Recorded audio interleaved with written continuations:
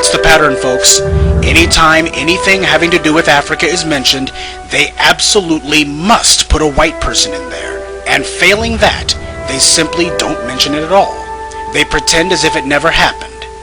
This is a mass mental disorder of vast proportions.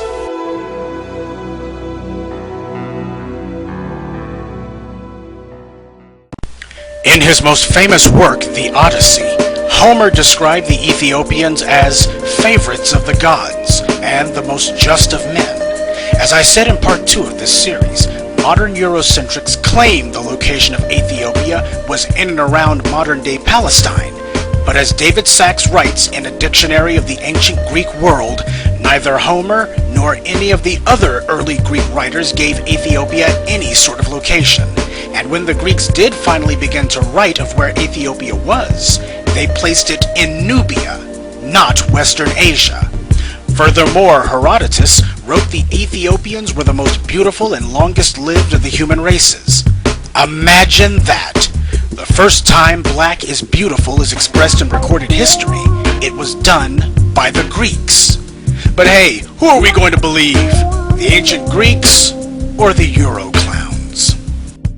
Now that we've made clear the connection between Africa and Greece, let's see if we can find any connection between Greece and the Euroclowns.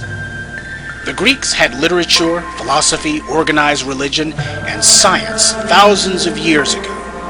In fact, Greece was where the first writing of the white world came from, starting with Homer's Iliad and Odyssey, where he frequently mentions Ethiopia, but gives no mention to the lands north of him. Let's look at the northern Europeans. What were their ancient writing systems? Oh, that's right. The northern Europeans didn't have any writing systems. Well, let's look at their architecture then. Oh, I forgot. They didn't have any architecture either, though they did have this, a pile of rocks. And they don't even know what purpose this rock pile served. Some white people say it was an ancient astronomy lab, though they still can't tell you what it was these ancient whites were allegedly looking at. Other whites say it was a meeting place for druids. Others still say it was a landing spot for UFOs. Perhaps the reason the northern Europeans are so confused about their history is because until recently, they largely didn't have one. We'll take Britain as an example. Literacy of any kind didn't come to the English people until the Romans invaded in 41 AD, but even then it wasn't the Brits doing any writing. It was the Romans, such as the Roman historian Tacitus, who reveals that the British were naked savages.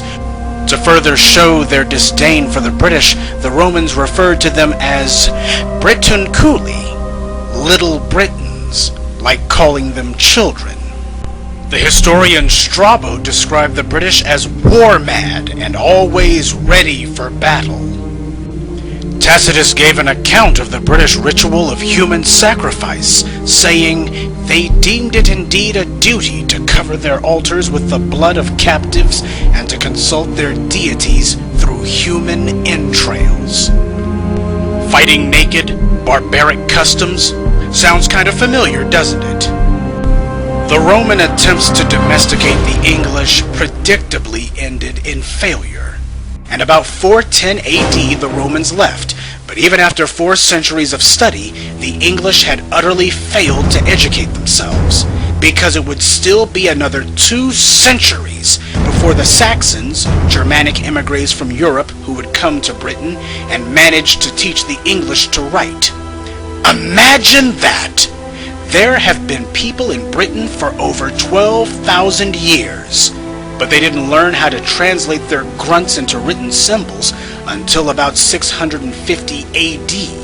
And had it not been for the Romans, who the Saxons learned Latin from, the English would still be sitting in their caves grunting like animals and totally unable to write. They didn't have a writing system, and they weren't on the verge of making one. And for that matter, neither were the Saxons, the Russians, or any other group of northern Europeans. The Romans literally had to come and show these people how to wear clothes and how to write their names. So, how can they claim a connection to Greece when their first contact with the outside world came with the Romans? When you have no history, you have to make one up. Now we see why they are so desperate to attach themselves to Greece. It's either that or admit that every other group of people on Earth had managed to create writing systems and architecture and forms of government and civilization except them. Now, it's a subject that deserves many books, but so far hasn't received even one, and that is that the Northern Europeans are essentially an AD people. Before Rome, these people might as well not even have existed. But to add insult to injury, the same Northern Europeans who want to claim Greece as part of their heritage didn't even consider Greeks to be white people until the 20th century. Why? Because Greeks are darker than Northern Europeans, and given their glaring proximity to Africa and their innumerable mentions of Ethiopians in their history and mythology, it was clear the Greeks had black ancestry, and science has discovered this as well. The Northern Europeans resented having been totally left out of the grand Greek story, so they decided that once they'd taken over the world, they would treat the Greeks as outcasts, until it was convenient for them to change their minds.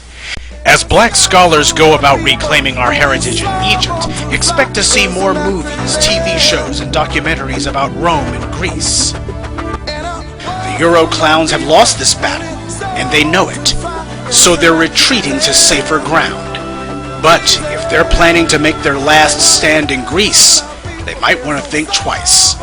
Because there's a reason the Greeks never called themselves Europeans, and why they showed such profound respect for the Ethiopians and the Egyptians, and why Homer and Herodotus credited so much of their civilization to Africa. Oh yes, black truth hurts. So in summation, let's make it clear to the Euroclowns what Africa contributed to the world and what the Europeans did. Ours, yours. Ours, yours. Ours, yours. Any questions?